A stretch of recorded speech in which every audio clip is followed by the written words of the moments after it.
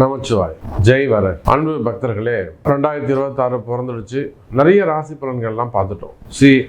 26 எப்படி இருக்க போது, இந்த சனி பயிற்சி, ராகு கேது பயிற்சி, குரு பயிற்சி 3 கம்பைன் பண்ணி ஒரு ராசி பலனாக பார்த்துட்டோம். இது போக மாதாந்திர ராசி பலன்கள்லாம் பார்த்தோம். அப்போது எல்லா ராசி பலன் பார்த்தாலுமே கூட அதை தாண்டி ஏதோ ஒரு ரகசியம் இருக்குது. நிறைய பேர் சொல்லுவாங்க, எல்லாமே நெருங்கி வருது சார் சாமி, எல்லாமே கைகூடி வருது, ஜெயிக்கிற மாதிரி வருது.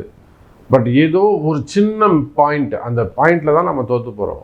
அது கடைசியில் நடக்காமல் போயிடுது, மிக ஏமாற்றத்தை அது கொடுக்குது அப்படின்னு சொல்வதுண்டு. அப்போ இதெல்லாம் இது எதனால் வருது அப்படின்னு பார்த்தீங்கன்னாக்கா, ஏதேனும் ஒரு இறை வழிபாடாக இருக்கலாம். ஒரு கோவிலுக்கு ஒரு குறிப்பிட்ட நட்சத்திரத்தில் அல்லது ஒரு குறிப்பிட்ட திதியில் அல்லது ஒரு குறிப்பிட்ட கரணத்தில் நாமயோகமாக இருக்கலாம். மெயினாக நட்சத்திரங்கள், அதுவும் சாரநாதனை அடிப்படையாக கொண்டு வரக்கூடிய நட்சத்திரங்கள். அப்படி இல்லைன்னா உங்கள் ஜென்ம நட்சத்திரம், அந்த நட்சத்திரத்துக்கு எந்த மாதிரியான கோவிலுக்கு போனால் நீங்கள் ஜெயிக்கலாம். உங்கள் குறிப்பிட்ட நட்சத்திரத்துக்கு எந்த மாதிரியான கோவிலுக்கு போனால் ஜெயிக்கலாம். இது இந்த 26க்கு மட்டும்தான் பொருந்தும், 2026க்கு மட்டும்தான். ஸோ ஒரு அர்ஜென்ட்டாக இருக்கீங்க, எனக்கு இம்மீடியட் ஒரு ரிலீஃப் வேணும், நான் உடனே ஜெயிக்கணும், எனக்கு டைம் இல்லை சார், நான் இம்மீடியட்டாக எனக்கு அடுத்த மாதம் எனக்கு ஹியரிங் வருது, அடுத்த மாதம் நான் இந்த ஜாபை போகுது, அடுத்த மாதம் நான் ஜாபில் ஜாயின் பண்ணி ஆகணும். ஸோ ஒரு அர்ஜென்ட்டில் இருக்கீங்க, நான் பொண்ணுக்கு கல்யாணம் பண்ணி ஆகணும், பையனை படிக்க வச்சே ஆகணும், பசங்களை படிக்க வைக்கணும், கமிட்மெண்ட் இருக்குது. இப்போ ஏதோ ஒரு அர்ஜென்சி, இல்லைன்னா எனக்கு இம்மீடியட் என் மனைவி வந்தே ஆகணும், ஃபேமிலி ஒன்று சேரணும், அல்லது ஹெல்த் இஷ்யூஸ் இருக்குது, ஒரு பிளாக் மேஜிக் இருக்குது, ப்ராப்ளம் தாங்க முடியல, ஏதோ சம்திங் தாங்க. அன்றைக்கெல்லாம் ஒரு அம்மா ஃபோன் பண்ணுறாங்க, சார் நான் ஒரு கோவிலுக்கு போயிருந்தேன், இந்த மாதிரி கோவிலுக்கு போகும்போது அங்கே ஒருத்தர் சொல்கிறாங்க, யாரோ ஒரு சாம்பல் எட்டுன்னு உங்கள் வீட்டில் தளிச்சு விட்டுட்டாங்க, அந்த மாதிரி அந்த துஷ்ட சக்தி மாதிரியான ஒரு சாம்பல் நம்ம வீட்டில் இருக்கான் சார், என்ன பண்ணணும், நாங்கள் என்ன மாதிரியான வழிபாடு செய்யணும்னு கேட்குறாங்க. அப்போது நேரங்காலம் ஒருத்தருக்கு சரியில்லை அப்படின்னாக்கா அவங்களுக்கு எல்லா பயமும் தொற்றிக்கொள்ளும், பார்க்குறதெல்லாம் அவங்களுக்கு பயமாக தான் இருக்கும். இதனால தான் இது நடந்ததோ நம்புகிற மாதிரியே இருக்கும். அப்போ இவ்வளோ கஷ்டங்கள், உடல்நிலை ஆரோக்கியமாக இருக்கலாம், குடும்ப கஷ்டமாக இருக்கலாம், அடுத்தடுத்து பிளாக் ஆகிட்டே வருது, ஒன்று பிளாக் ஆகிட்டே வரும். ஒரு வருமானமாக சில பேர் இன்வெஸ்ட் பண்ணுவாங்க, இன்வெஸ்ட் பண்ணதில் நம்பிக்கையோடு பண்ணுவாங்க, ட்ரேடிங்கில் போடுவாங்க, ஷேர் மார்க்கெட்டில் போடுவாங்க, ஜுவல்லில் போடுவாங்க, கோல்டில் போடுவாங்க, சில்வரில் போடுவாங்க. இவங்க போடுற நேரம் போய் லாக் ஆகிடும், இல்லை ரேட் குறைஞ்சிரும்.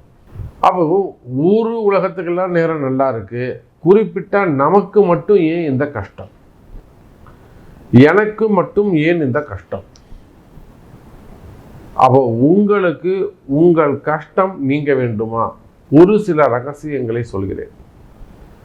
குறிப்பிட்ட உங்க நட்சத்திரம், உங்க பிறப்பு நட்சத்திரம் எதுவோ, உங்க பிறப்பு நட்சத்திரத்தை அடிப்படையாக கொண்டு யாரோட நீங்க சேரலாம், யாரெல்லாம் உங்களுக்கு ஃப்ரெண்டா இருப்பாங்க, யாரெல்லாம் உங்களுக்கு எனிமியா இருப்பாங்க, அல்லது ஆண்கள் எப்படி இருப்பாங்க, பெண்கள் எப்படி இருப்பாங்க, அதே போல் யாரோட நீங்கள் அதிகமாக ஃபேவரபுளாக பழகலாம், நம்பலாம், இல்லை நம்பலாமா நம்பக்கூடாதா, இது போன்ற ரகசியங்களை ஒரு நட்சத்திரத்துக்கும் சொல்ல போகிறோம். அதே போல் நீங்கள் வணங்க வேண்டிய தெய்வம், இந்த வருஷம் நீங்கள் எந்த கோவிலுக்கு போகணும், எந்த நட்சத்திரத்தில் போகணும், அதே போல் அங்கே போய் என்ன செய்யணும், இதையெல்லாம் தான் நம்ம இந்த பதிவில் பார்க்க போகிறோம். குறிப்பாக நீங்கள் எந்த கோவிலுக்கு போனாலும் சரி, பரிகாரம் ஒன்று தான். எந்த கோவிலுக்கு போனாலும் அந்த முடிஞ்சால் அந்த கோவிலில் சாமிக்கு ஒரு அபிஷேகம் பண்ணுங்க, சகஸ்ரநாம அர்ச்சனைன்னு சொல்லுங்கள். அந்த கோவிலில் சகஸ்ரநாமம் உங்களுக்கு தேவைன்னா நீங்கள் வேர்ல்டு வைடு உலகம் முழுவதும் நீங்கள் எங்கே இருந்தாலும் சரி தான், உங்களுக்கு அந்த அர்ச்சனை அபிஷேகம் நம்ம சார்பில் உங்களுக்கு செய்து தரப்படும். கீழே உள்ள நம்பரை தொடர்பு கொள்ளுங்க. தேவை இருந்தாலும் எங்களுக்கே தெரியும், நாங்களே பார்த்துக்கிறோம்னா தாராளமாக செய்யுங்க. உங்களுக்கு உதவி வேண்டுமெனில் இன்னும் நம்மளுடைய கிளைண்ட்ஸுக்காக, பக்தர்களுக்காக அந்த அபிஷேகம், சகஸ்ரநாமம், அந்த பரிகாரம் செஞ்சு கொடுக்குறோம், ஃபோட்டோவும் உங்களுக்கு அனுப்பி வைக்கிறோம். அப்போது எந்த கோவிலுக்கு போனாலும் பரிகாரம்னு எடுத்துக்கிட்டிங்கன்னா இந்த நட்சத்திர பரிகாரம் இதுதான். எந்த கோவில் உங்களுக்கு விழுதோ அந்த கோவிலுக்கு குறிப்பிட்ட நட்சத்திரத்தில் நீங்கள் போகணும். அங்கே போயிட்டு சாமிக்கு ஒரு அபிஷேகம் பண்ணி 27 தீபம் ஏற்றி, அது எந்த எண்ணெய் அப்படிங்கிறது ஒரு நட்சத்திரத்துக்கு உள்ளே சொல்லுவேன், எந்த 27 தீபம் ஏற்றி ஒரு அபிஷேகம் செய்து சகஸ்ரநாம அர்ச்சனை செய்து 27 முறை வலம் வந்து நமஸ்கரித்து ஒரு அன்னதானம் பண்ணிட்டு வரணும். இதை செஞ்சீங்கன்னாக்கா மேபி நீங்கள் சொல்லக்கூடிய அந்த 1% தடைகள் விலகலாம். முயற்சி பண்ணி பாருங்கள். உங்கள் நட்சத்திரம் என்னங்கிறத பார்க்கலாம் பாருங்கள். அன்பார்ந்த ரோகிணி நட்சத்திர அன்பர்களே, ரோகிணி நட்சத்திரம் முழுசாக 4 பாதமும் ரிஷபராசியில் அமைந்து விடுகிறது. இந்த ரோகிணி நட்சத்திரத்துக்கு பொறுத்தவரையிலும் அற்புதமான சந்திரனுடைய ஆதிக்கம் பெற்றவர்கள். இதில் நிறைய டாக்டர்ஸ் நம்ம பார்க்குறோம். மெயினாக அனந்தீஷியா டாக்டராக இருக்கலாம், இல்லை சைக்காட்டிஸ்டாக இருக்கலாம், அவங்க ஒரு ஸ்பெஷலிஸ்டாக இருப்பார்கள். ரிசர்ச் சென்டர்லாம் நிறைய இந்த ரோகிணியை பார்க்கலாம். பில்டர்ஸ், அதாவது நுண்ணறிவாளர்கள், இன்ஜினியர்ஸ், நுண்ணறிவாளர்கள் எல்லா இடத்துலையும். கன்ஸ்ட்ரக்ஷன் ஃபீல்டுன்னு இல்லை, பில்டிங்னு இல்லை, மேப் போடுறதா இருக்கலாம், டிசைனிங்காக இருக்கலாம். டிசைனிங் இங்கே எல்லா இடத்துலையும் டிசைனிங் இருக்குது. ஆட்டோமொபைல்லையும் டிசைனிங் இருக்குது, ஐடி ஃபீல்டுலேயும் டிசைனிங் இருக்குது, சினிமாலேயும் டிசைனிங் இருக்குது. ஸோ இந்த டிசைனிங், அந்த இன்ஜினியர்ஸ் இருக்காங்க பார்த்தீங்களா, இது எல்லா ரோகிணி நட்சத்திரங்கள் தான். ஃபோட்டோ, கேமரா, லைட்டிங், இந்த மாதிரி ஒரு டெக்னிக்கலாக அதில் ரொம்ப ஷைன் ஆகக்கூடிய ஒரு சப்ஜெக்ட் இருக்குன்னா அந்த ரோகிணி நட்சத்திரத்துக்கு அது பொருந்தும். அதே போல் மைனூட்டான விஷயங்கள், அந்த ரோடுக்கான மேப் போடுறது, அந்த கன்ஸ்ட்ரக்ஷன்ஸ் செய்வது, அசோசியேட் பண்ணுறது, இது எல்லாமே ரோகிணி நட்சத்திரத்துக்கு பொருந்தக்கூடியதாக இருக்கும். அப்போது 4 பாதமும் ரிஷபராசியில் வருது. அப்போது பார்த்தீங்கன்னாக்கா ரோகிணி நட்சத்திர அன்பர்களுக்கு அதிகமாக ஃபேவரபுளாக இருக்கக்கூடியவர்கள் சிம்ம ராசி அன்பர்கள். அதிகமாக, சிம்மத்தை விட அதிகமாக ஃபேவரபுளாக இருக்கக்கூடியது மிதுனம், கன்னி பெண்கள். ரிஷபராசிக்கு பெண்கள் ரொம்ப ஃபேவரபுளாக இருப்பாங்க, அட்டாச்சாக இருப்பாங்க. ரிஷபராசியில் கன்னி ராசியில் பொண்ணு எடுத்திங்கன்னா உங்களுக்கு ரொம்ப ஒத்து போகும். அதே போல் விருச்சிகத்தில் பொண்ணு எடுத்தாலும் உங்களுக்கு ஒத்து போகும். சண்டை சச்சரவாக இருக்கும், ஆனால் நீங்கள் பெண்களுக்கு விட்டு கொடுத்து போயிடுவீங்க. மகர ராசி உங்களுக்கு ரொம்ப பொருந்தும். அப்போ இந்த மாதிரியான நட்சத்திர அன்பர்களோடு நீங்கள் ஜாயின் பண்ணிக்கிறது சிறப்பை தரக்கூடியதாக இருக்கும். அப்போ ரோகிணி நட்சத்திர அன்பர்கள் வழிபாடு செய்ய வேண்டிய தெய்வம் எது அப்படின்னு பார்த்தீங்கன்னாக்கா, பொதுவாக இந்த ரோகிணி நட்சத்திர அன்பர்களுக்கு மாமனார் மாமியார் அவங்க சைடில் இவருக்கு பிடிக்கவே பிடிக்காது, அட்டாச் ஆக மாட்டாங்க.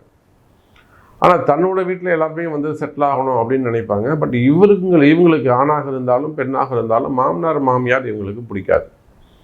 அதே சமயத்தில் இந்த வருஷம் உங்களுக்கு வேலை வாய்ப்பு மற்றும் நீங்கள் நினைக்கக்கூடிய உங்கள் கனவுகள் எல்லாம் நீங்கள் ஜெயிக்க வேண்டும் என்று சொன்னால் நீங்கள் செல்ல வேண்டிய ஆலயம் சங்கரன் கோவில்.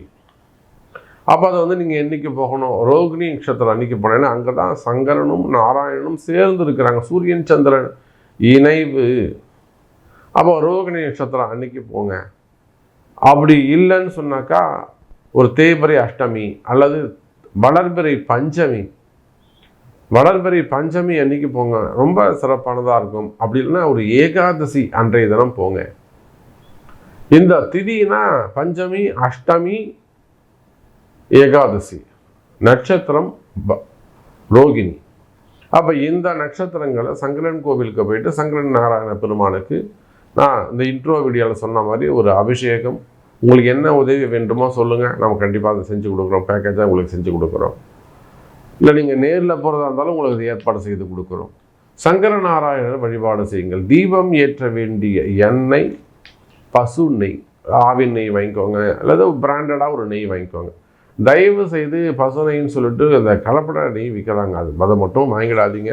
நம்ம ஒரு இடங்களில் நேர்லேயே போய் பார்த்தோம், அது மனசுக்கு ரொம்ப வேதனையாக இருந்தது. ஏன்னா நம்ம பாவங்கள் நீக்கி செஞ்சதோ தப்பு பண்ணிவிட்டு தவறை உணர்ந்து அந்த தப்பு ஒரு மன்னிப்பு கேட்கறதுக்கு தான், பிராயச்சித்தத்துக்கு தான் விளக்கே ஏற்றுறோம். அந்த தீபமே ஒரு கலப்படை எண்ணெயாக இருக்கும்போது அப்புறம் எப்படி நம்ம பாவத்து மேலே பாவம் போகும்?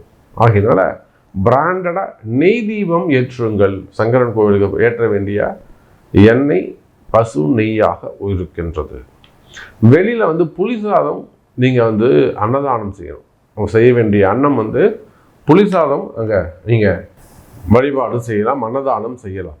அதே போல் இவங்களை ரொம்ப ஃபேவரபிள் தான் சொல்லிட்டேன் நான், மிதுனம் கன்னி அப்படின்னு நான் வந்து சொல்லிட்டேன். ஸோ ரோகிணி நட்சத்திர அன்பர்கள் இந்த வருஷம் சங்கரன் கோவிலுக்கு போயிட்டு வாங்க. 1 முறையோ 2 முறையோ போயிட்டு வாங்க. கோமதி அம்மாவை வழிபாடு செய்யுங்க. உச்சிக்கால பூஜையில் கலந்துக்கோங்க. பகல் பொழுதில் போயிட்டு வாங்க. நிச்சயமாக நீங்கள் நினைக்கக்கூடிய வெற்றி உங்களுக்கு கிட்டும். இது போக இன்னும் டீப்பாக உங்களுடைய பிறப்பு ரகசியங்களை நீங்கள் தெரிஞ்சுக்கணும்னா நிச்சயமாக அது ஒரு ஜோதிட ஆலோசனை அல்லது ஒரு கன்சல்டிங் நம்ம எடுத்துக்கலாம். வாழ்த்துக்கள்.